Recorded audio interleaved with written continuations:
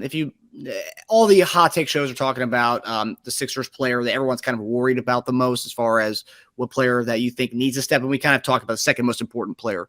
But which Sixers player are you guys worried about the most in this series? Since Harden's Achilles injury, I'm just going to throw a guy out there. Since Harden's Achilles injury, he kind of hasn't really looked the same that the guy we saw previously to that injury.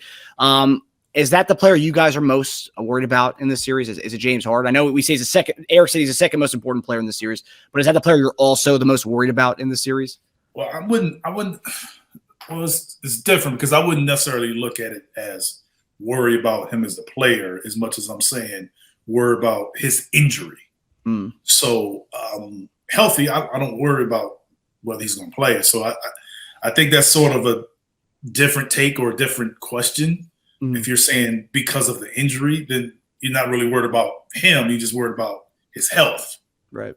Worried about him in his present state. Yes. So if we're talking being healthy and injury, yeah, of course, I think that's number one. But I think that the health factor is for everyone.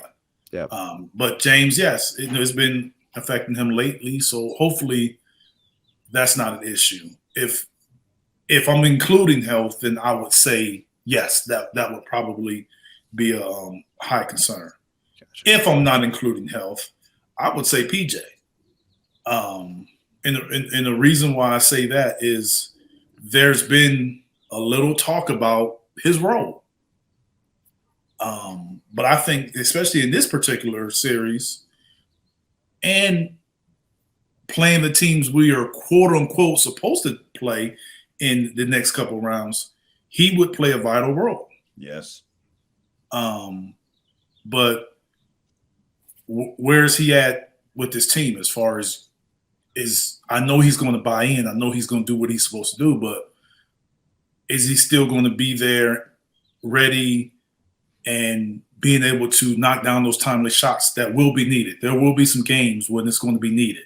And teams are just going to wait and see. They're going to challenge him to see if he's going to make those shots. So he's going to have to do that, but still be locked into defending and getting those rebounds and playing the way he's capable of playing. So because I don't think it's a situation with PJ, I'm not saying it from a talent standpoint. I'm saying it from what's the right word? Fit standpoint? Not really fit, but like role. You almost get lost in how the game is going because it's like they're limiting ways for him to be involved. So if they're limiting ways for you to be involved, especially offensively, that can sometimes affect other parts of your game. Yeah. And I'm saying that can't happen because he's important doing other things outside of whether he's in the dunker or the three-point line. So because if you take that away, I think it takes something away from us that could be beneficial. We would have the benefit of Joel going out and not necessarily having to go to a big in our lineup within the lineup. If PJ's not able to give you those extra minutes, you take that away from you. So now you're playing maybe, Dedmon or Trez or Reed. Paul Reed. And we never know if they're going big, if they're going small. I believe that those guys can all play, but I believe it could be a disadvantage for us if we're playing against a smaller team. And I believe that that's what they would do if we went to one of those guys. I don't think they would go big. I think they would go small. We're going to get so much hate because you named Reed third.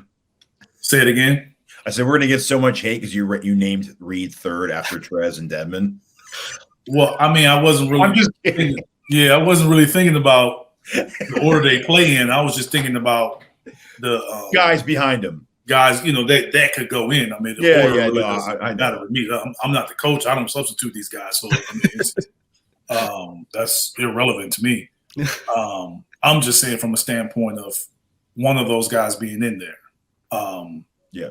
But hey, Paul Reed has played more. But would it shock you that if he didn't play as much in the playoffs? No. No. Oh, okay. No, not anymore. So We don't know.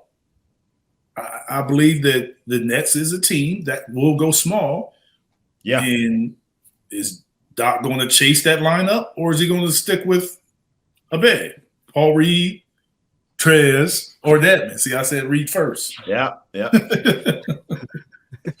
that matters.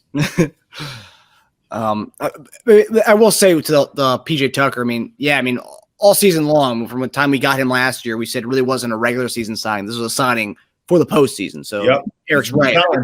This is the time where why we wanted him was for the next few months. So his points per game, even if they go up like 50%, that means it'll go from like 5 to like 7 or 8. So hey, that matters now. Yeah. I am most scared about James. It is injury related. That's how he looks lately. He's averaging 14 and 9 in his last 7 games. Shooting 37% from the field, 27% from 3. That's like Westbrook Laker numbers. I am Westbrook. What are we talking about? I knew it. I was just wanting to pop up. What you talking about? Westbrook Laker numbers? What are you talking about, man? That's so irrelevant. Oh man. What they got to do with us? Oh man. Teja's buying that LA media hype over there. Yeah, man, leave that man alone. I'm just can't play for the Lakers anymore. I just want to see your head pop up like an alarm went off. All right. It's looked rough. It's Achilles related, but Doc did say that both James and Joel said they're fresh. They look fresh. They look good. So I believe it until I see something that's not resembling that. So I hope they do look good. We'll see very fast against that defense and that lineup. They switch everything.